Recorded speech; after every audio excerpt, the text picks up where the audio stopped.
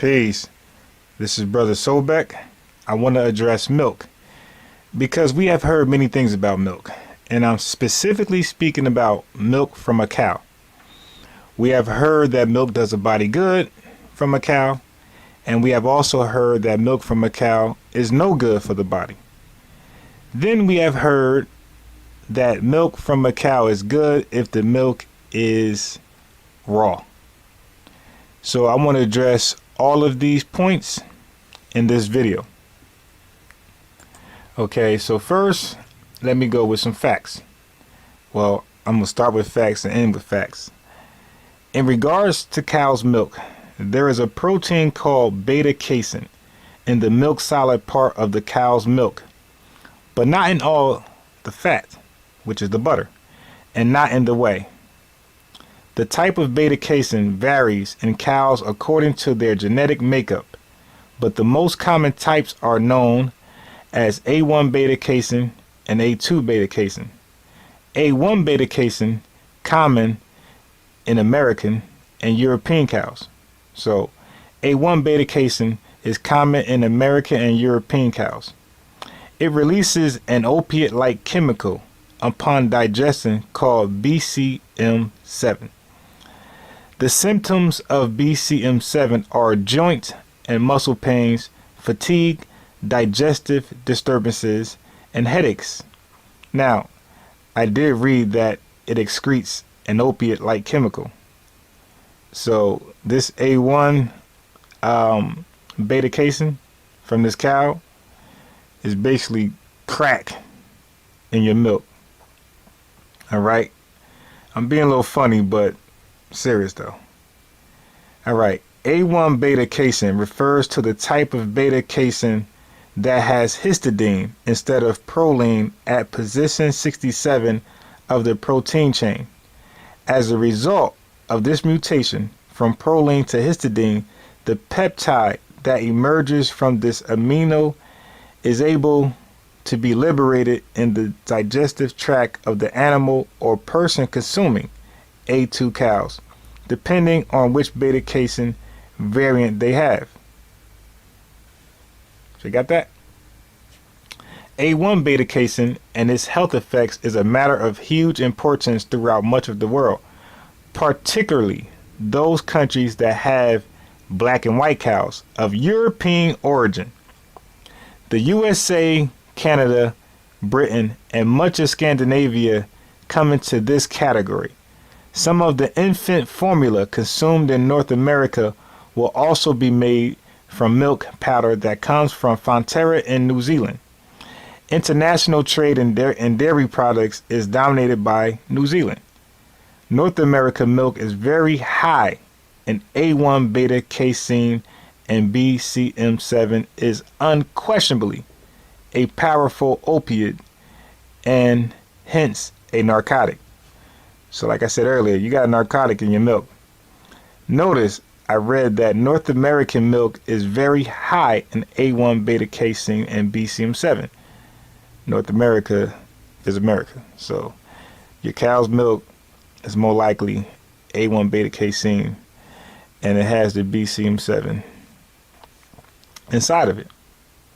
Okay. BCM7 is also an oxidant. It is formed by digestion of a particular type of milk protein produced by some cows. So it is formed by digestion of particular type of milk protein produced by some cows. This milk protein is called A1 beta-casein. The BCM7 that is released from A1 beta-casein has been implicated in many illnesses, including heart disease, type 1 diabetes, and autism. More recently, it has been linked to delayed development in genetically susceptible babies that are fed infant formula. This milk study has more than 100 scientific papers published in international journals, and also upon documents from milk marketing companies. There is strong evidence that the milk is only produced from the milk of cows that are of European origin. So this opiate, this BCM7, seems to originate in European cows. However, Asian and African breeds of cows are free of BCM7 unless they have some hidden European ancestry. No one can tell by looking at a cow whether or not she is a source of the milk BCM7 opiate. So don't tell me your cow is brown or whatever, so it's authentic. False. That's pseudo. All right. That's the new word going around, so I'll use it. Okay. According to Professor Keith Woodford, all milk used to be A2 milk until a natural mutation affected some European cows a long time ago.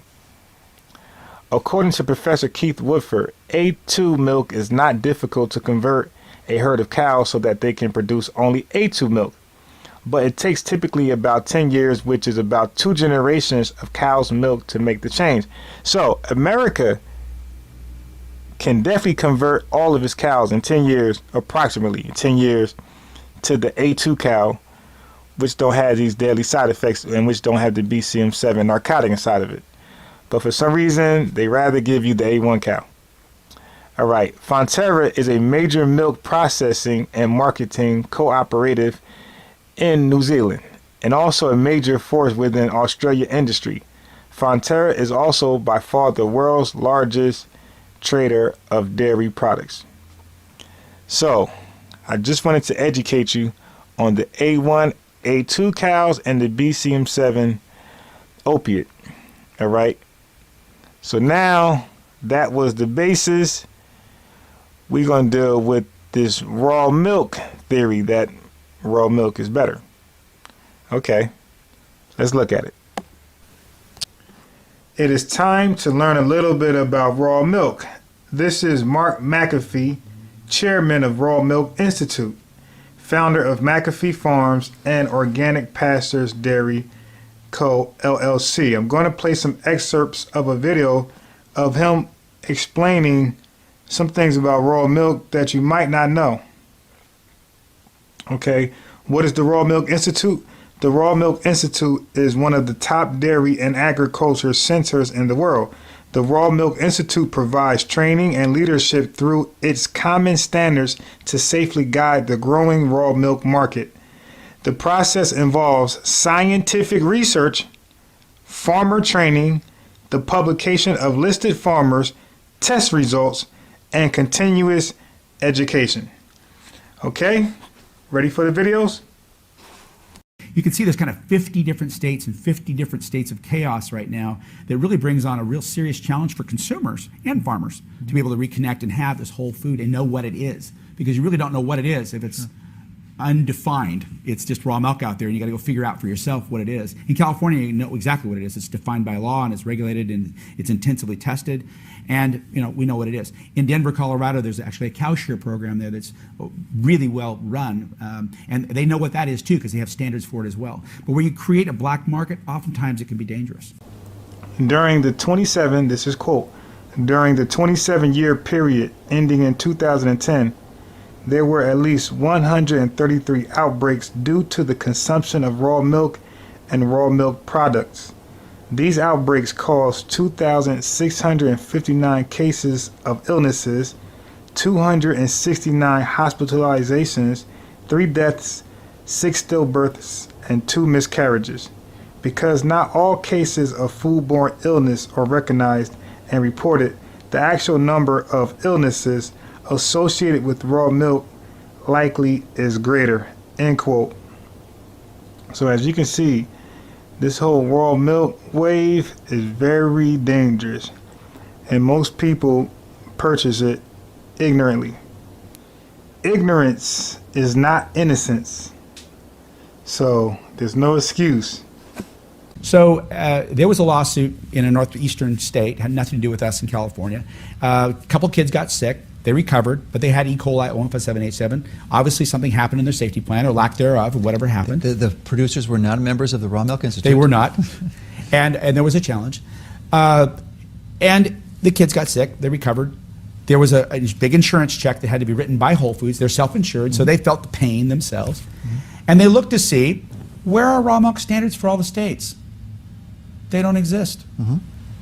Hence the birth of Raw Milk Institute. But yet it's confused with organic milk, which is sometimes ultra high temperature pasteurized at 282 degrees. So it's you have to kind of sort in your mind what organic means versus organic raw versus just raw conventional. And then there's conventional milk, which comes from a confinement animal feeding operation that's pasteurized. So there's lots of different things. And organic raw grass-fed, right, which is the ultimate, which is what you produce. That's what we produce. Yeah. So, and is there a step beyond that, or is that? At this point, that's kind of the ultimate. Non-soy fed, organic, grass-fed, and raw appears to be about as natural as you can get. If we can get more natural, I'd like to find out what that is.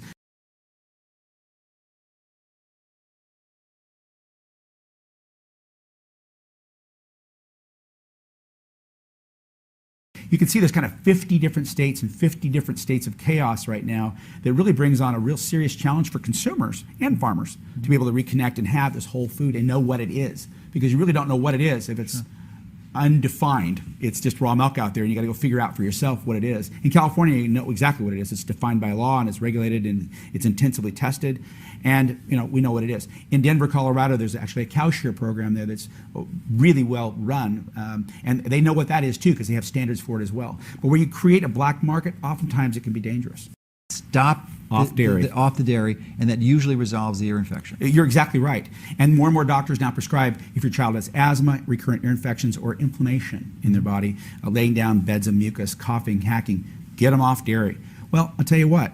Now it's get them on dairy, but get them on raw dairy. And that's brought on by two huge studies done in Europe. The Parsifal study done in 2006, studying 15,000 kids.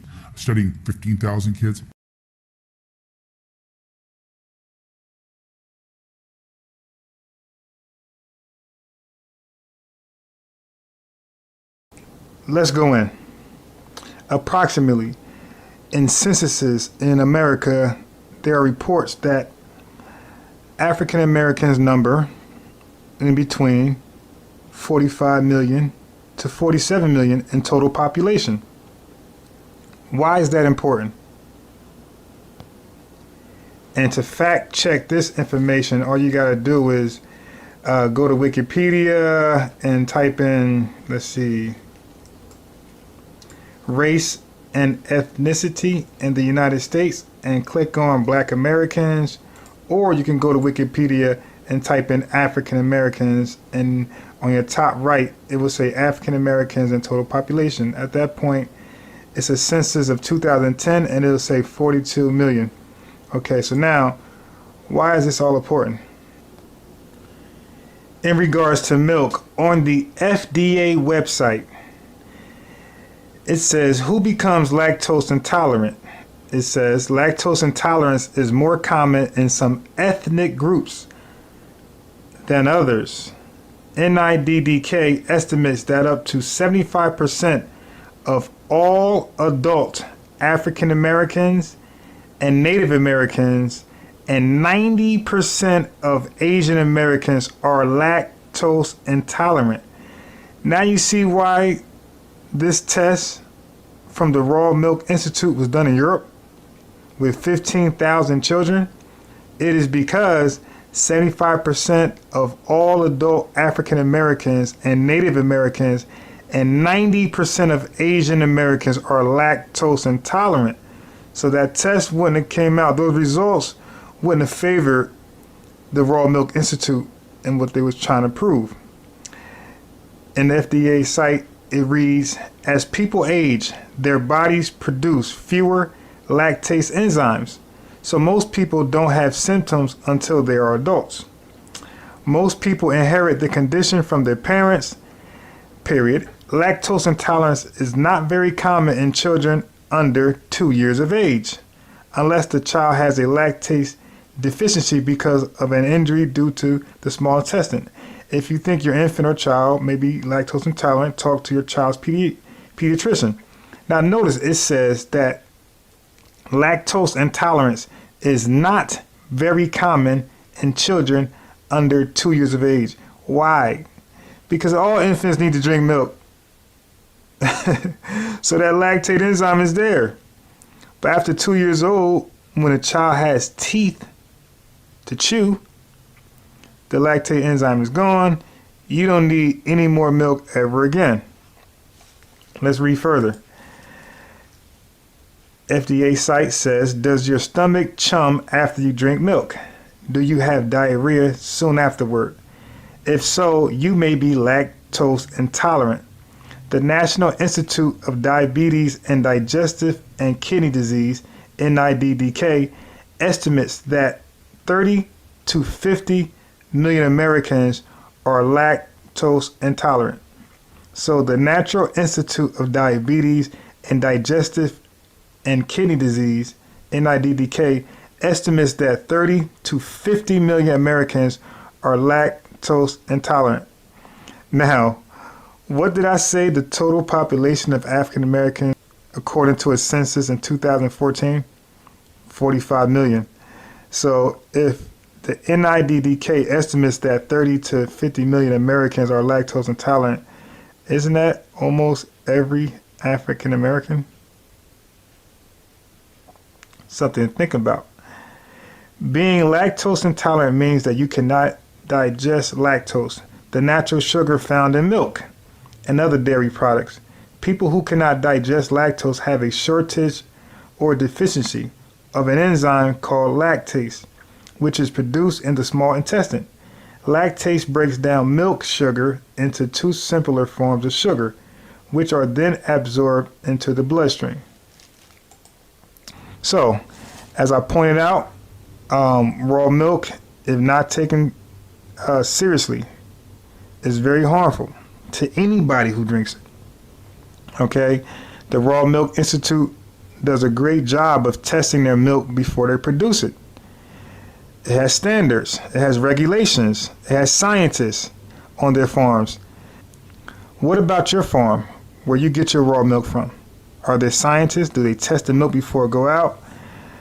How do you know it doesn't contain these dangerous bacteria such as tuberculosis or E. coli poisoning? Okay, so that's one question.